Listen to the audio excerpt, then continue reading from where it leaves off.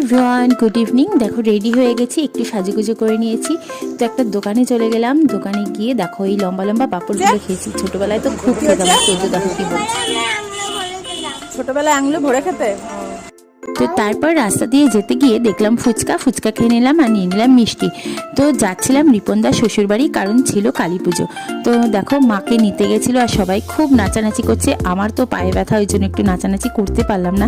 যাই হোক, সবাই খুব নাচানাচি করলো। এই দেখো মাকে কি সুন্দর লাগছে, খুব ভালো লাগছে। মায়ের মূর্তিটা খুবই সুন্দর হয়েছে। তো দেখো আমরা খেতেও বসে গেছিলাম, আমি আর তোজো। তো এখানে দিয়েছিল পোলাও আর আলুর দম, তারপর ছিল চাটনি পাঁপড়। আর তোজো কিন্তু একাই খাচ্ছিল নিজে। দেখো একা বসে একা খেয়ে নিচ্ছিল। তারপরে ছিল পায়েস। তো খাওয়া দাওয়া করে দেখো মায়ের পুজোও কিন্তু আরম্ভ হয়ে গেছে।